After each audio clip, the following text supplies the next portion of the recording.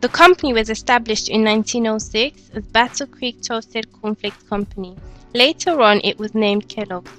In 1950s, a new range of cereals was introduced to the Kellogg's family, such as Frosties. Kellogg's has over the years developed information programs for schools, health organizations, and consumers. Today, they produce over 40 different cereals and has plants in 19 countries. Their products are sold in over 160 countries, employing 26,000 people. The structure of the cereal market is an oligopoly. Oligopoly, this is an environment where we have a few large firms that are dominating the industry. The firms in this environment cannot act independently of one another. The firms react to what the other is doing in terms of price, output, quality, product, differentiation. The breakfast market has grown by 5.7% in value between 2004 and 2008. Consumers are also more health conscious as cereals are a quick and healthier option. The breakfast cereal industry in the UK is worth 1.8 billion in 2009, and it is also estimated to grow up to 2.2 billion by 2014. It is reported that ready-to-eat cereals make up the largest proportion of the UK market, which is 76%. Consumers are spending 1.3 billion in 2009. The UK are the largest consumers of breakfast cereals in Europe. The breakfast industry has managed to grow stronger throughout the recession. Kellogg is the world's leading producer of cereals. In the UK, they currently own 42% of the market share. Porter's Five Forces. Each element of Porter's Five Forces are all interconnected. Example: supply power is increased if there is a high degree of rivalry between companies trying to obtain the suppliers. Entry barriers are increased if there is a substitute threat. Buyer power. Kellogg's products are very high quality goods. This is why consumers are willing to pay higher prices.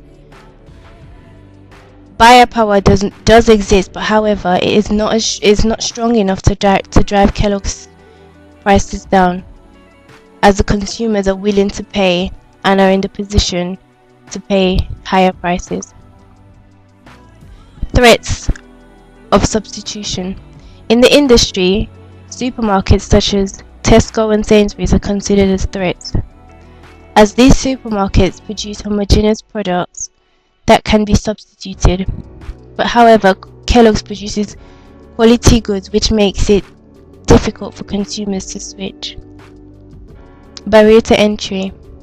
As the market structure is an oligopoly, the barriers to entry can be the startup cost and brand recognition. As the brand is so well known, it's difficult for new entrants to overcome Kellogg's, or for them to be in the same market position as Kellogg's. Competitive power. Kellogg's has strong power over its competitors, as it has a high percent of the market share. They are known as the trendsetters in the market, which the other competitors such as Nestlé's, Tesco, and Sainsbury's follow. Supplier power. Kellogg's are in a long-term contract with their suppliers. In order to analyze Kellogg's macro environment, we have chosen to use the PESTLE framework to identify the key factors that may affect them. In the macro environment, there are factors which the organization cannot influence or change, such as change in the market demand, environmental regulations, competitors, new technology, etc. In the political environment, there are a number of issues that Kellogg's need to take into consideration in their future strategy. One of them is food legislation set by the government, consisting of requirements for export and import of food, labeling, safety, traceability, and product withdrawals. Other issues such as recommended sodium intake should also be taken into consideration, as well as environmental regulations. The economical environment may also vary, which we are currently experiencing. Other dynamic changes in the economical environment can affect, for example, the consumer's disposable income, as well as taxation rates that may affect their purchasing behavior. Water and energy supplies may become more limited, and therefore the prices will subsequently rise. Furthermore, increased carbon regulations will also increase costs in the markets where they operate. The social issues are other important factors to Kellogg's. Consumers' breakfast habits has a direct effect on the whole cereal industry. According to the Keynote 2009 market report on the cereal industry, the traditional family breakfast in the UK has for a long time been declining. Many consumers chose to skip breakfast or even eat it as a meal, or simply because a number of consumers do not eat breakfast at home. Kellogg's may also face problems when entering new markets in certain countries and their cultures. Kellogg's must constantly adopt new technologies and developments, even when it comes to equipment to help them reduce costs during production or transport, or reducing their greenhouse gas emissions. Researches and developments on the product range is constantly required and may need updating. Kellogg's are dependent on natural resources such as water, energy, and land. Considering the current global challenges as well as future, the organization needs to be prepared and look into alternate options and reducing the energy usage, and develop the usage of recyclable material, as well as promoting more ecological products. The Food Safety Act provides organizations in Great Britain within the industry a framework of the legislation on food. The General Food Law Regulation is a legislation on general food safety set by the European Commission. Other laws that can affect Kellogg's are employment laws and competition laws.